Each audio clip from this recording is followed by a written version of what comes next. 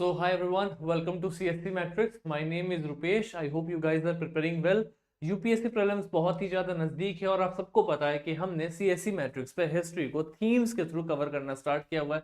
हमारे पिछले क्लास में हमने स्टोन एज से स्टार्ट करके जैनिज्म, अभी आज जैनिज्म करेंगे, बुद्धिज्म तक पूरा का पूरा टॉपिक को कवर अप किया हुआ है। Let me tell this to every one of you, जितने भी बच्चे इस क्लास को देख रहे हैं, कि हम जो भी ये सीरीज करा रहे हैं, this is more of a kind of revision series, जहां पे हम प्रीलिम्स ओरिएंटेड कंटेंट को हिट आउट करेंगे, जहां से क्वेश्चन आने के चांसेस ज्यादा है, राइट। जो भी पुरानी क्लासेस बचे हुई, अगर आपने उसको नहीं देखा है, आई वुड डेफिनेटली रिकमेंड कि आप 1.5 2x whatever the capacity is, उसको एक बार फटाफट देख लो। Ultimately it is going to be helpful for the UPSC prelims, right. आज का जो टॉपिक है that is the Jainism. So again I am telling this, Buddhism and Jainism, ये कुछ ऐसे टॉपिक्स है जहां से यूपीएससी हर दूसरे साल एक क्वेश्चन पूछता है। अगर आप मुझसे पूछो कि सर बुद्धिज्म और जैनिज्म में सबसे इंपॉर्टेंट कौन सा है, it is but obvious Buddhism is very very important, but Jainism से भी क्वेश्चन आते हैं। जैसे 2023 में क्वेश्चन आया था, वो जैनिज्म के ऊपर में था। तो आपको दोनों को साथ में लेकर के चलना है। आज की क्लास में मैं आपको बताऊंगा जैनिज्म में कौन कौन से कोर एरियाज हैं जहां पे आप फोकस कर सकते हो, जहां से क्वेश्चन बनने के चांसेस ज्यादा है, right. But before we start, let me tell this to everyone of you, छोटा सा अनाउंसमेंट है आप सभी के लिए। जितने भी बच्चे चैनल पे बहुत टाइम से जुड़े हुए हैं, आई थिंक उन सबको पता है, बट जो लोग नए हैं, let me announce it here कि हमारे चैनल पे ना एक पीवाईक्यू एनालिसिस चल रहा है, राइट, सीएससी मैट्रिक्स पे एप्लीकेशन पे। और जैसा आप सबको पता है कि Vikas sir has a good experience of clearing prelims multiple times, he has cracked UPSC prelims a lot of times, right. So बहुत सारे बच्चे सर के इस प्रोग्राम से, उन्होंने पिछले बार भी प्रीलिम्स क्लियर करके मेंस दिया हुआ है, और इस बार भी बहुत सारे बच्चे इस कोर्स में एनरोल होकर के प्रीलिम्स के लिए प्रिपेयर कर रहे हैं। तो अगर आपको लगता है कि आपका पीवाईक्यू एनालिसिस उतना अच्छा नहीं है, ऑप्शंस को एलिमिनेट करना नहीं आ रहा है, फिर ट्रेंड को पकड़ में नहीं आ रहा, तो you can definitely go and watch out the series, they are extremely extremely important. आपको सीएससी मैट्रिक्स के एप्लीकेशन पे मिल जाएगा, right. On the other hand, अगर आपको इससे रिलेटेड कोई भी अनाउंसमेंट है नेक्स्ट क्लास को लेकर के, नेक्स्ट इनिशिएटिव को लेकर के, you can definitely join the Telegram channel, free of cost. सारी इनिशिएटिव आपको यहाँ पे मिलते रहेंगी। You can definitely join and be a part of the family, right.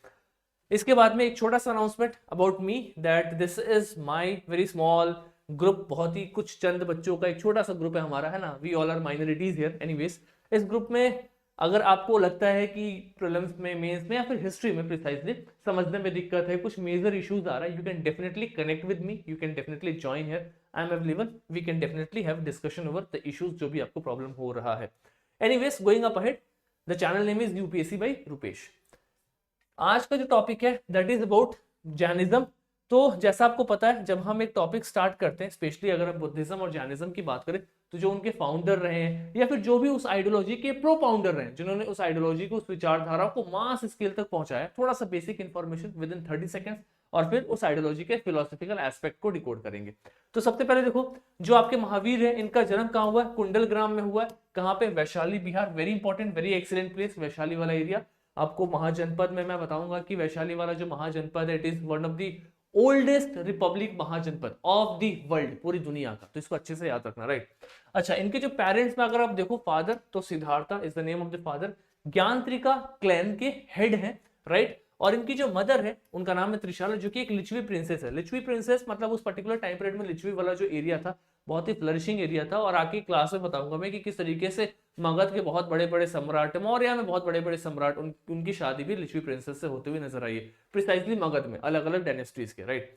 तो अगर आप देखो प्रिसाइजली इनके लाइफ को लेकर के, तो लगभग लगभग 13 साल तक ही हैड स्ट्रगल्ड लॉट, कौन? महावीर ने। और एट द एज ऑफ 42, 42 साल की उम्र में, उनको सुप्रीम नॉलेज, जिसको आप एक शब्द के साथ दर्शाते हैं, that is called the Kewalya.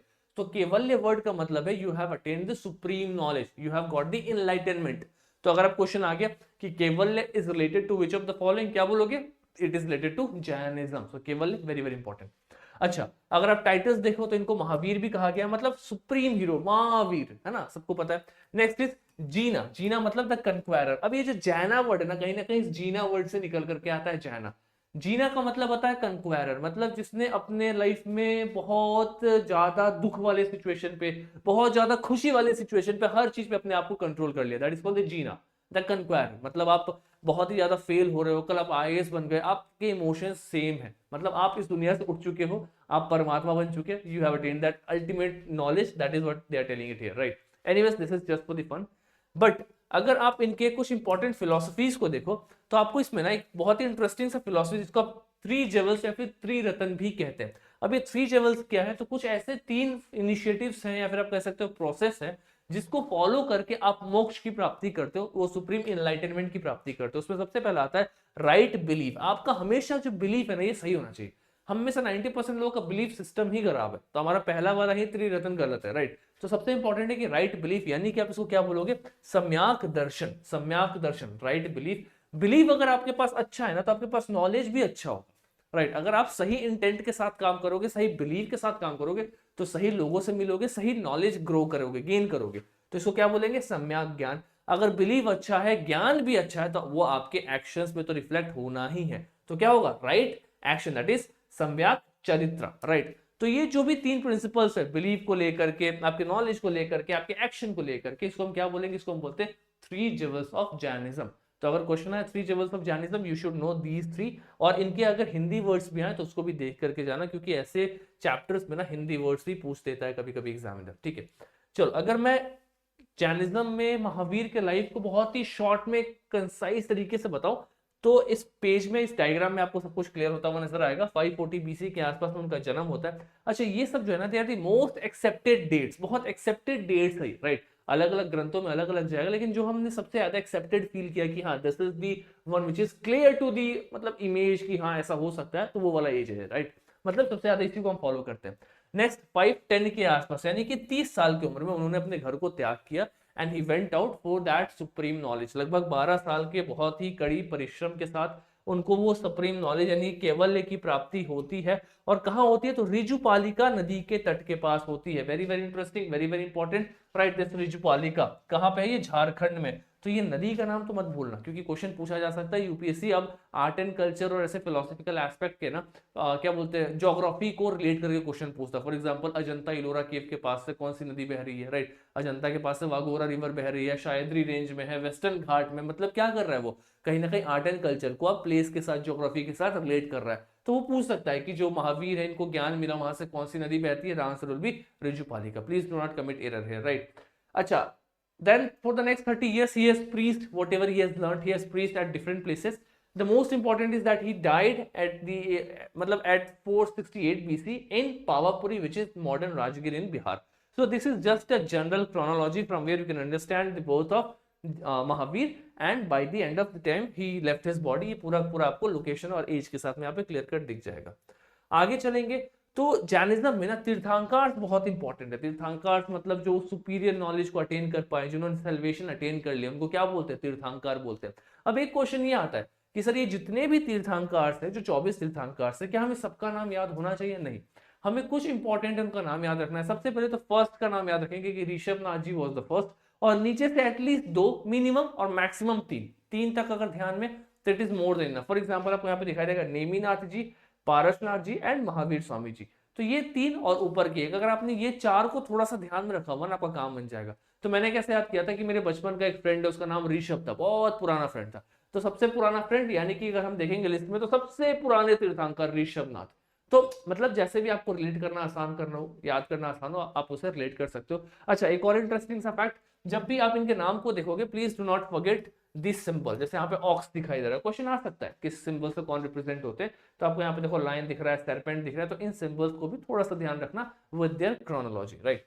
अगर आपने ये 3-4 देख लिया, इसके बाद से आपका काम ऑलमोस्ट खत्म हो चुका है। हम फटाफट आएंगे जैन के काउंसिल्स में। देखो, काउंसिल्स ना बहुत ही इंपॉर्टेंट होता है। मैंने आपको पिछली क्लास में बताया था काउंसिल का मतलब क्या होता है। उस पर्टिकुलर टाइम पीरियड में जो भी लोग उस पर्टिकुलर आइडियोलॉजी को फॉलो करते हैं, वो एक साथ मिलते हैं, बहुत कुछ लिखते हैं, राइट। उस आइडियोलॉजी को और प्रोपाउंड करते हैं, प्रोपेगेट करते हैं, उसी को काउंसिल कहते हैं।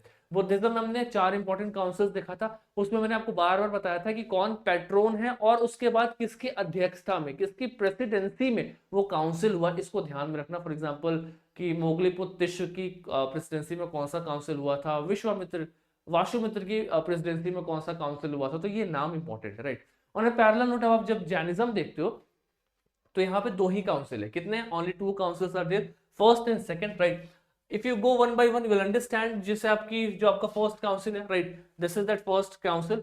तो ये थोड़ा सा नाम आगे पीछे हो गया, बट इसको अरेंज कर लेंगे। तो आपको एक पाटलिपुत्र में दिखाई दे रहा है, right. The second one you can see it is in Valabhi, right. उसके बाद आपको दिखाई देगा जो सबसे पहले वाला, this is the first one and this is the second one, right. तो जो सबसे पहला वाला है, इसको प्रिसाइड कर रहे हैं स्थलभद्र, सेकंड वाले को प्रिसाइड कर रहे हैं आपकी देवरा देवरधिग्यानी एंड श्रीमार्स माना, राइट। तो नाम थोड़ा टफ है, याद करना आसान है, जो सबसे खतरनाक नाम होगा वही प्रिसाइड कर रहे हैं, राइट। बस डी से स्टार्ट होना चाहिए। चलो, फिर पेट्रोनेज में Chandragupta Maurya, very interesting personality. अभी मैं बताऊंगा चंद्रगुप्त मौर्य के बारे में अगली क्लास में, जब मैं मगध को बताऊंगा तो उसमें चंद्रगुप्त मौर्य को हम प्रिसाइजली डील करेंगे, राइट। और फिर आपको यहाँ पे नॉट अवेलेबल। अच्छा, जब आप नीचे जाओगे तो फर्स्ट वाला जो था स्पेशली, यहाँ पे आपको पता चलेगा कि स्थलभद्र ने डिवाइड किया जैनिज्म को इनटू 12 अंगास, 12 अंगास, 12 सेक्शंस को कंपाइल किया गया। अंगास मतलब क्या, महावीर के जो ज्ञान थे, महावीर जी ने जो भी ज्ञान दिया था उसको कंपाइल किया गया अंगास में। जैसे याद करो, हमने बुद्धिज्म में त्रिपिटक पढ़ा था, सुत्त पिटक, विनय पिटक, अभिधम पिटक। तो जो बुद्धा का ज्ञान था उसको हम सुत्त पिटक कहते हैं, और उसके अंदर में 5 निकाय था, मजमा निकाय, दिग्घा निकाय, संयुत्तर निकाय, सारा पढ़ाया हुआ है। सब कुछ रिवाइज करो, अल्टीमेटली देर एक्सट्रीमली एक्सट्रीमली इंपॉर्टेंट। अगर इन चैप्टर्स से क्वेश्चन आता है तो गलती नहीं करके आना, that will be a blunder, that will be a crime, because they are highly oriented to UPSC prelims, right. Question आने के चांसेस काफी ज्यादा है, तो यहाँ से पढ़ाया हुआ जो भी हम बहुत कम टाइम में करा रहे हैं, इससे क्वेश्चन आए, please make sure that you are not committing error there, right.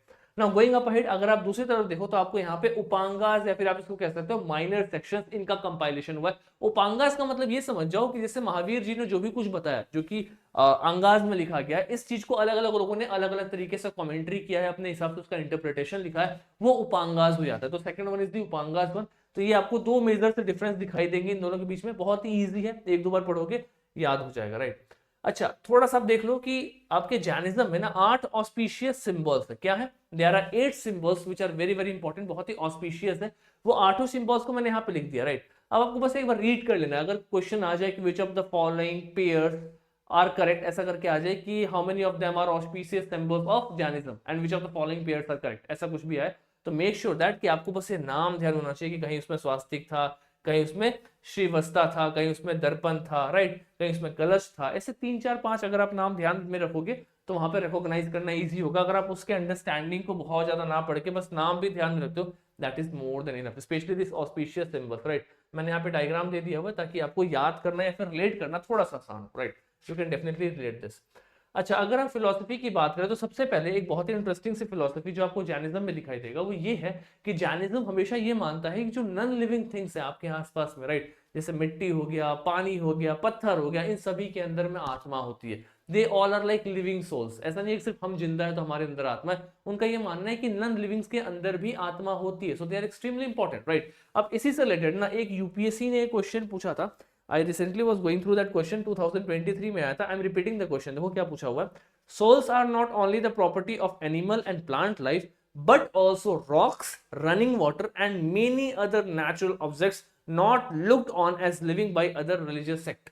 मतलब बहुत सारे ऐसे नेचुरल ऑब्जेक्ट्स हैं जिसको दूसरे जो सेक्ट है, दूसरे जो आइडियोलॉजी है, वो इनको लिविंग की तरह ट्रीट नहीं करती, लेकिन यहाँ पे उनको लिविंग की तरह ट्रीट किया जा रहा है। और फिर पूछ रहा है कि जो ऊपर का स्टेटमेंट है ये इनमें से किसको रिफ्लेक्ट करता है? क्या ये बुद्धिज्म को रिफ्लेक्ट कर रहा है, क्या ये जैनिज्म को रिफ्लेक्ट कर रहा है, क्या ये शैविज्म को कर रहा है, फिर ये वैष्णविज्म को कर रहा है? यहाँ पे दिया हुआ है, तो आंसर क्या होगा? ऑब्वियस सी बात है, किसको रिफ्लेक्ट कर रहा है? ये जैनिज्म को रिफ्लेक्ट कर रहा है। और पिछली क्लास में मैंने आपको बताया था कि बुद्धिज्म हमेशा मध्य मार्ग को फॉलो करता है, राइट, वो कभी भी एक्सट्रीम्स को नहीं लेकर चलता। लेकिन अगर आप जैनिज्म देखो तो हमेशा ये मतलब थोड़े से एक्सट्रीम में जा रहा है, मतलब ये कहीं ना कहीं ये भी कह रहे हैं कि आप एग्रीकल्चर मत करो, उसमें भी कीटाणुओं की मृत्यु हो रही है। मतलब एंड लेवल पे जाकर के कहीं ना कहीं वॉयलेंस बना कर रहा है, कंप्लीटली कह रहा है कंप्लीट नॉन वॉयलेंस, मतलब आप फल मूल खा करके रहो, उस टाइप की लाइफ रहे, राइट। तो that is why you can understand, वहां पे थोड़ी सी डिफरेंस आपको दिखाई देगा। अगर अभी फिलोसफिकल कुछ भी क्वेश्चन है आप सही करके आओगे, राइट। अच्छा, इसमें ना दो इंपॉर्टेंट से फिलोसफीज है, एक है आपका शायदवाद और एक है आपका अनेकावाद। बहुत ही सिंपल है, दोनों एक दूसरे से रिलेटेड है। शायदवाद में आपको एक वर्ड दिख रहा है शायद, शायद का मतलब क्या होता है? Perhaps, means maybe, you are not sure about that particular thing, that is called the Syadvad. मतलब आप जब भी किसी चीज को देखते हो, आप जब भी किसी चीज को समझते हो, तो आपके अकॉर्डिंगली वो बहुत ही परफेक्ट होता है कि हाँ मैंने देखा था, ऐसा ही हुआ था। But nothing is permanent, everything is omni present. आप जिस भी चीज को परमानेंट देख रहे हो सकता है कि वैसा ना हो, किसी और के लिए वो कुछ और, right. So nothing is permanent in this world, everything is omni present. मतलब हर जगह आपको एक ये शायद बात का प्रिंसिपल ध्यान रखना चाहिए, that is called the theory of judgement. आप कभी भी किसी को जज नहीं कर सकते ना इस प्रिंसिपल में कि मेरे हिसाब से यार ये इंसान ऐसे करता है यानी कि ऐसा ही है। नथिंग इज परमानेंट, हो सकता है आपके हिसाब से बट वो इंसान किसी और के हिसाब से सही भी हो, मतलब दिस इज द शायदवाद प्रिंसिपल। इसी से रिलेटेड है अनेकावाद। अनेक, अनेक मतलब डिफरेंट डिफरेंट पर्सपेक्टिव, मतलब हर चीज के अलग अलग पहलू है। आपके अकॉर्डिंगली जो चीज सही दिख रही है वो दूसरे के अकॉर्डिंग नहीं हो सकती, right. So that is called the Anekavad. Anekavad भी यही बोल रहा है कि आपका जो अल्टीमेट ट्रूथ या फिर जो रियलिटी है ये दोनों के दोनों कॉम्प्लेक्स है और इसके कुछ मल्टीपल एस्पेक्ट है, राइट। ये अलग अलग एस्पेक्ट से आप देख सकते हो, हमेशा एक एस्पेक्ट से आप नहीं देख सकते, and that is what called non absolutism. इसको नॉन एब्सोल्यूटिज्म भी कहते हैं। तो अगर आप क्वेश्चन आ गया कि अच्छा बताओ शायदवाद अनेकावाद इनमें से किस सेक्ट से रिलेटेड है, क्या बोलोगे? जैनिज्म से रिलेटेड है, राइट। बहुत ही बेसिक सा है, इसके नाम से आप इसका मतलब समझ जाओगे, कुछ बहुत टफ नहीं है इसमें, है ना। अब मैं आपको ना एक मेजर सा डिफरेंस बताता हूं कि जैनिज्म में बेसिकली दो अलग स्कूल्स है, अलग सेक्ट है। अब सेक्ट मतलब क्या होता है कि जो कोर आइडिया है, जो कोर रिलीजन है, इसको दो लोगों ने अपने हिसाब से समझा। किसी ए के हिसाब से वो अलग है, बी के हिसाब से वो अलग है। सो दो अलग लोग हैं, उसको अलग अलग तरीके से समझ रहे हैं। That is called the different sect of a particular religion. तो अगर आप सेक्ट की बात करो तो एक तरफ आपको दिगंबर दिखाई देगा और एक तरफ आपको श्वेतांबर दिखाई देगा। क्या है डिफरेंस? बहुत ही इजी है, मैं एक्सप्लेन करता हूं आपको विद मैप। उस टाइम पीरियड में, राइट, जब ये रिलीजन प्रोपाउंड हो रहा था, तो आप अगर इंडियन सब कॉन्टिनेंट की बात करो ना, तो ये जो बिहार वाला एरिया है, स्पेशली जो पाटलिपुत्र वाला एरिया है, जहां पे जैनिज्म का हब हुआ करता था, specially during the time of Chandragupta Maurya, यहाँ पे फेमिन आता है। क्या आता है? फेमाइन आता है। और फेमिन आता है तो बहुत लोग यहाँ से साउथ इंडिया माइग्रेट करते हैं, मतलब बहुत सारे जो जैन मॉन्क्स है वो साउथ इंडिया, दक्षिण भारत की तरफ जाते हैं। इसमें इनके साथ में चंद्रगुप्त मौर्य भी दक्षिण भारत जाता है, राइट। मैं आपको आने वाली क्लास में बताऊंगा कि दक्षिण भारत में श्रवण बेलगोला में चंद्रगुप्त मौर्य गया था, वहां पे अभी भी श्रवण बेलगोला में बहुत बड़ा सा image and all. Will study that later on. अभी हमें बस ये समझना है कि दोनों में डिफरेंस क्या है। तो जब वो साउथ इंडिया आता है तो किसके साथ आता है? तो वो आता है भद्रबाहु के साथ। किसके साथ आता है? वो आता है भद्रबाहु के साथ, राइट। अच्छा, इसमें इंटरेस्टिंग सा क्या है कि जब 12 साल बाद ये फेमिन खत्म हो गया, ये लोग वापस नॉर्थ इंडिया जाते हैं, तो इनको कुछ ड्रास्टिक सा चेंज देखने को मिलता है। क्या मिलता है? कि जो लोग नॉर्थ इंडिया में रुक गए थे, जो लोग नॉर्थ इंडिया में रुक गए थे, उन लोगों के अंदर जो भी प्रथा था, कस्टम था, वो बदल गया। मतलब जैसे जैनिज्म में क्या है, जो दिगंबर वाले लोग हैं, जो भद्रबाहु यानी कि जो साउथ इंडिया आए थे, ये लोग ये मानते हैं कि हमें we should not wear cloth, we should be naked, है ना, we should not eat things which ordinary people are eating. जो आम लोग खा रहे हैं हम नहीं खा सकते, हम आम लोग की तरह कपड़े वस्त्र नहीं पहन सकते। मतलब ये कहीं ना कहीं एक्सट्रीम पे जाकर के उसको फुलफिल करते हैं, बिलीव करते हैं, राइट। तो they have a different principle. लेकिन जो नॉर्थ इंडिया में लोग रुक गए थे, इनमें क्या डिफरेंस आ गया था? तो जो नॉर्थ इंडिया में रुक गए थे, ये लोग आम लोगों की तरह खाना खाने लग गए थे, इनकी लाइफस्टाइल आम लोगों की तरह हो गई थी, और ये व्हाइट कलर के कपड़े पहनने लग गए। तो जैसे ही साउथ इंडिया से नॉर्थ इंडिया गए, तो ये कहें कि यार ये लोग तो चेंज हो गए, ये तो कपड़े पहनने लग गए, आम लोगों की तरह खाना खाने लग गए, यानी कि हम तो ज्यादा शुद्ध हैं, ये तो उतने शुद्ध नहीं है। मतलब वॉट एवर द डिफरेंस, जो भी उनको लगा, उस बेसिस पे इन्होंने क्या किया, जैनिज्म को दो अलग अलग सेक्ट में डिवाइड कर दिया। जो साउथ इंडिया से आए थे उनको कहने लग गए हम दिगंबर। क्या कहने लग गए? हम उन्हें कहने लग गए दिगंबर। और जो नॉर्थ इंडिया वाले थे उनको कहने लग गए हम श्वेतांबर। तो अगर आप क्वेश्चन है कि अच्छा बताओ चंद्रगुप्त मौर्य किसके साथ गया था? दिगंबर के साथ में। दिगंबरों का हेड कौन है? Bhadrabahu, this is the head, this is the Bhadrabahu. श्वेतांबरों का हेड कौन है? Sthalabahu, this is that Sthalabhadra, Sthalabhadra is the Shvetambar head. यहाँ पे एक बेसिक सा डिफरेंस, राइट। मैंने आपको ऑलरेडी पढ़ा दिया कि व्यू ऑन क्लोथिंग, क्लोथिंग की क्या बात करें तो दिगंबर्स में ये न्यूडिटी पे बिलीव करते हैं, राइट। फीमेल मॉन्क्स जो है वो अनस्टिचड प्लेन व्हाइट साड़ीज पहन सकती है, जिनको हम क्या बोलते हैं? अरियकास कहते हैं, अरियकास, इसको याद रखना, अरियकास फीमेल मॉन्क्स, राइट। लेकिन ऑन दी अदर हैंड जैसे ही आप श्वेतांबर में आओगे तो सिंपल व्हाइट क्लोथ पहन रहे, कुछ भी नहीं पहन रहे, सिंपल व्हाइट क्लोथ। मतलब कहीं ना कहीं इन्होंने कपड़ा पहनना स्टार्ट कर दिया। आप खाने पीने की बात करो, क्वेश्चन ऑन द वुमेन, तो इनका ये मानना है कि जो औरतें हैं ना, ये कभी भी तीर्थंकर नहीं बन सकते। और मल्ली जो एक तीर्थंकर है 24 तीर्थंकर के लिस्ट में, वो एक मैन है। मतलब इनका ये कहना है, स्पेशली दिगंबर्स का ये कहना है कि फीमेल्स लिबरेशन अटेंड नहीं कर सकती, they can not attain the liberation, that is what Digambars are saying. लेकिन इसका अपोजिट आइडियोलॉजी किसका मानना है? श्वेतांबर्स का। वो ये कहते हैं कि वो तीर्थंकर बन सकती हैं, वो भी लिबरेशन अटेन कर सकती हैं। एक बेसिक सा डिफरेंस दिखाई देगा। नेक्स्ट आपको दिखाई देगा कि आपको अगर उस लिबरेशन को अटेन करना है, उस लेवल में सेल्वेशन अटेन करना है, तो आपको ना बहुत सारी चीजों को फॉलो करना है, स्पेशली 4 इंपॉर्टेंट सी चीजों को फॉलो करना है। वो दिगंबर्स के अकॉर्डिंगली है, राइट। 5 चीजें हैं जो दिगंबर्स को लगता है, इसको हम पंच महाव्रतास कहते हैं। मैं बताऊंगा पंच महाव्रतास क्या है। लेकिन श्वेतांबर्स के अकॉर्डिंगली लगता है कि बस 4 ही चीजें, 4 ही है, 5 नहीं है, पंच नहीं, यहाँ पे क्या है? 4 ही है। तो एक कौन सा इन्होंने छोड़ दिया? इन्होंने कहा कि आप ब्रह्मचर्य छोड़ दो। कोई जरूरत नहीं है कि आप ब्रह्मचर्य रहोगे तभी जाकर के आपको ज्ञान की प्राप्ति होगी, आप ब्रह्मचर्य नहीं भी हो तो ज्ञान की प्राप्ति हो जाएगी। यानी कि कहीं ना कहीं आपको ये समझ में आ रहा है कि जो आपके श्वेतांबर्स है ना, ये मोर ऑफ ऑर्डिनरी लोग की तरह अपनी लाइफ जीना स्टार्ट कर दिए थे। लेकिन दिगंबर अभी भी उसी चीज को फॉलो कर रहे हैं जिस बेसिस पे इन्होंने इसकी शुरुआत हुई थी, राइट। मैं आपको 2-3 और डिफरेंसेस बता रहा हूँ, फटाफट कवर हो जाएगा। तो आप लिटरेचर में देख सकते हो, आपको क्या लिटरेचर दिख रहा है, तो प्राकृत में, अच्छा एक चीज इंपॉर्टेंट है, यहाँ पे आपको जो भी दिखाई देगा प्राकृत में दिखाई देगा, बुद्धिज्म में आपको पली में दिखाई देगा, राइट। अच्छा, ये अंगास पे बिलीव करते हैं और उसके सूत्रास पे बिलीव करते हैं। अंगास मतलब महावीर के कोर टीचिंग के ऊपर में। कमिंग अहेड, अच्छा, फूड इज ऑमनीसेंट, है ना, once a saint becomes Kaivalya, Kaivalya ज्ञानी that is omniscient, he needs no morsel of food. मतलब क्या, अगर आपको वो लेवल अचीव हो गया तो उसके बाद से you can leave the food. इसको हम सले खाना भी कहते हैं। क्या बोलते हैं? सले खाना। अब सले खाना मतलब क्या होता है? सले खाना का मतलब ये होता है कि जब आप ज्ञान को अटेन कर लेते हो उसके बाद से आप अपनी बॉडी को छोड़ देते हो, यानी कि आप खाना खाना छोड़ दिया आपने, धीरे धीरे करके डेथ को एक्सेप्ट कर लिया, सो दैट इज कॉल्ड दी सले खाना। ये वाला कॉन्सेप्ट आपको बेसिकली यहाँ पे देखने को मिलेगा। On the other hand there this view is not acceptable to the Shvetambar, Shvetambar इस व्यू को एक्सेप्ट नहीं करते। अब फटाफट देखेंगे नीचे क्या दिया हुआ है। आइडियल्स की अगर हम बात करें तो ये कहीं ना कहीं अपने आइडियल्स को जो फॉलो करते हैं, कौन? आपके जो दिगंबर्स है, वो ये मानते हैं कि जो भी तीर्थंकर थे वो क्या थे? वो न्यूड थे। क्यों? क्योंकि ये भी न्यूडिटी पे बिलीव करते हैं। लेकिन श्वेतांबर्स ऑब्वियसली बात है, they are wearing white cloth, so they will again feel कि वो भी लॉन्ग क्लोथ पहनते होंगे, जेवल्स पहनते होंगे। तो जिस तरीके से जो भी कुछ आप पहन रहे हो उसी तरीके से अपने आइडियल को भी आपने उसी पर्सपेक्टिव में उसी तरीके से पूछना स्टार्ट कर दिया, और ये बेसिक ह्यूमन नेचर भी है, राइट। एनीवेज, फिलॉसफी पे नहीं जाना हमें। कमिंग अहेड, ये है पंच महाव्रतास जो मैं आपको बता रहा था। मतलब आप ये कह सकते हो कि दिगंबर्स का मानना है कि ये पांच चीजें होनी चाहिए। कौन सी पांच चीजें हैं मैं बताता हूं। ये चार तो आपके पास होनी चाहिए, इसके साथ साथ में आपके पास ब्रह्मचर्य भी होना चाहिए, राइट। अगर ये पांच चीजें हैं तो दिगंबर्स का मानना है, जो साउथ इंडिया गए थे, कि आप लिबरेशन अटेन कर सकते हो। लेकिन श्वेतांबर्स का मानना है कि कोई जरूरत नहीं है ब्रह्मचर्य का, अगर आपके पास ये चार चीजें भी है तो आप अटेंड कर जाओगे liberation, you are ready to go for that, right. अब ये चार पांच चीजें क्या है, अब इसके हिंदी टर्म्स को अच्छे से देख लो, क्वेश्चन आ सकता है। जैसे अपरिग्रह मतलब डू नॉट होर्ड, अस्त्य मतलब डू नॉट स्टील, सत्य झूठ नहीं बोलना, अहिंसा वायलेंस नहीं करना, राइट, ब्रह्मचर्य ऑब्जर्व कॉन्टिनेंस, राइट। तो ये आपको जो दिखाई दे रहा है ये पंच प्रतास है, right.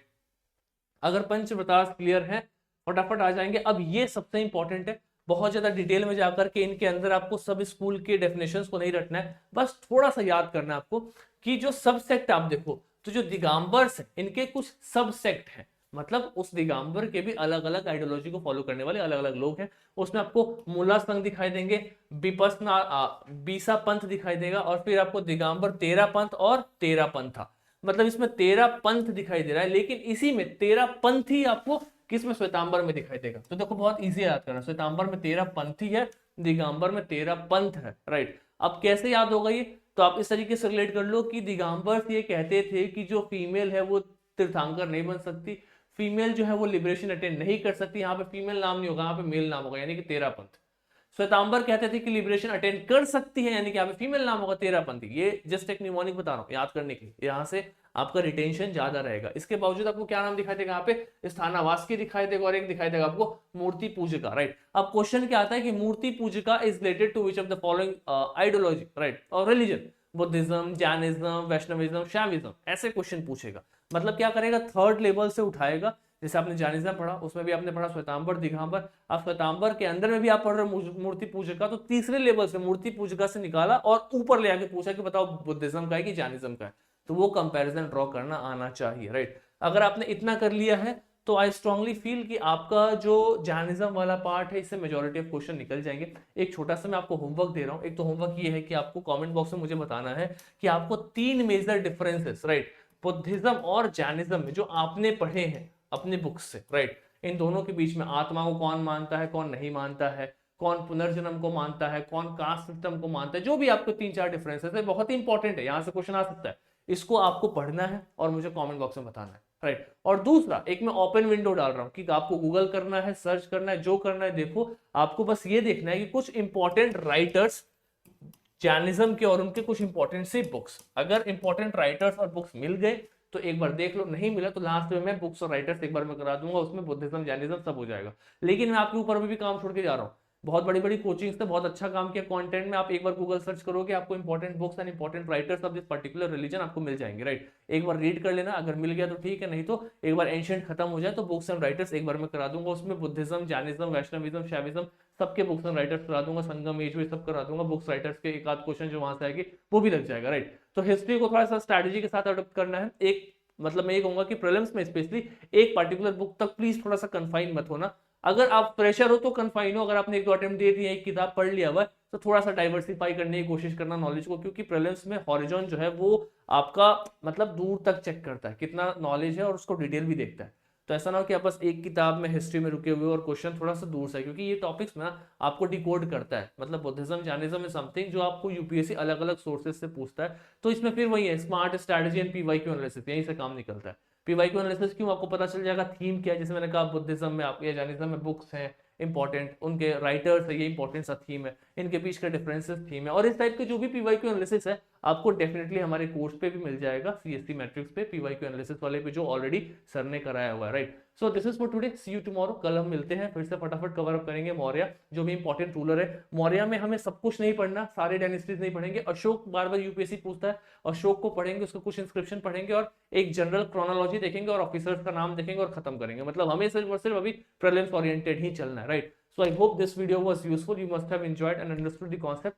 See you tomorrow with again Maurya Empire. तब तक के लिए study well, all the very best. और कोई भी doubt हो let me know on the Telegram UPSC by Rupesh. I'm always there. So this is for today. Thank you so much everyone. Keep working hard. Thank you.